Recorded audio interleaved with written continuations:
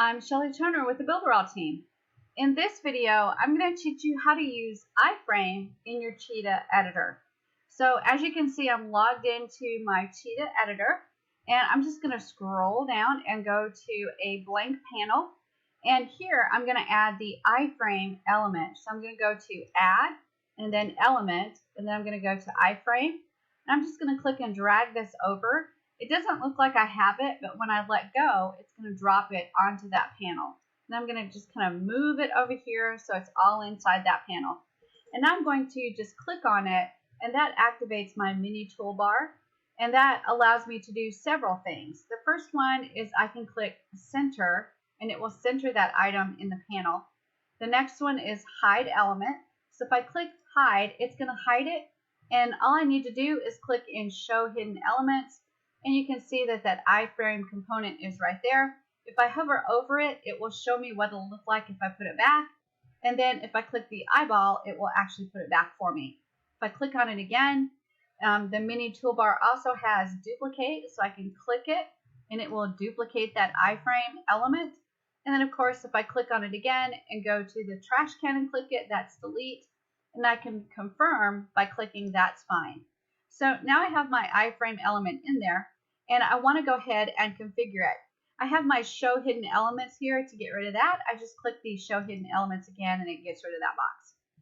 So now, configuring the iFrame, I'm going to click on it to get that mini toolbar, and then I'm going to right-click it, and that's where I have my style settings. So in my style settings, I can click General Settings, Size, Border, and Radius. So I'm going to do General Settings. And I can choose to make this go the full width of the screen. And then I can also choose an embed URL or an embed document. So I'm going to go ahead and choose embed URL. I can also choose size, so I can manage the width and the height of it. So we've got a width of 10, and we'll do a height of 85 is good. So that's how high that item is. And I can move it over here. And if you'll notice, my panel is not quite large enough. So I have to click on my panel and then right-click it. And I can go to the height of my panel to make it high enough to accommodate my iFrame. Now in here, my iFrame says that the request was not found. And it's because I have the iFrame code in there. So I have to take that iFrame code out and just put the URL of the calendar that I'm trying to add. So all I need to do is go ahead and click on the iFrame, and then right-click to get to the Style Settings, and then go to General Settings and change that iFrame code into the URL of the calendar. And now that's going to make it go ahead and look up the URL and add it into that iFrame area. Now I can go into Size and change the size. I can actually add a border, and on the border I can make it a specific size. I can create the border style and the color. I'm going to go ahead and not put a border around it. Then I can choose radius, which are the rounded corners. So I can round the corners of my item. So I'm going to go ahead and round them to 25 on each corner. And now I have a rounded corner on my iFrame. And now that I've got everything set, I'm going to go to Preview. And you can see now that the item is actually inside of my website. And the rounded corners are kind of cutting things off. So I'm going to go back to the editor and change the rounded corners so they're not cut off.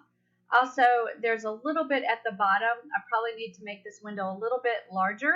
So I'm going to make it a little bit longer and move things down. So I'll go to back to the editor, and we'll click on that iFrame and then right click. And on size, we'll change the height to about 12. Let's see how that does. So I've got extra room there. I think we can probably change it to a 10, maybe. There we go. We'll change it to a 10, and let's reset it to 0. So we'll set all of those to 0. And then we'll right-click it again and go to size, and there's my height. So I'm going to change that to 90. There we go. Let's check and see that. So that gives us some extra room there to play with. And then we're going to go ahead and preview. And so I've gotten rid of my rounded corners, and the bottom of the calendar has plenty of room there. So that is how I can iframe that item into the desktop. Now, if we take a look at the mobile, it's actually going to look a lot different.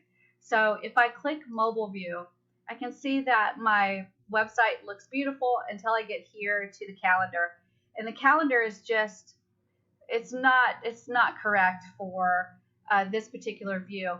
So for a Google Calendar, I could go in and set it as an agenda view and then hide this item. So I can click on it and hide this item and create a new item inside of the mobile view and add the agenda view calendar instead of the monthly view calendar.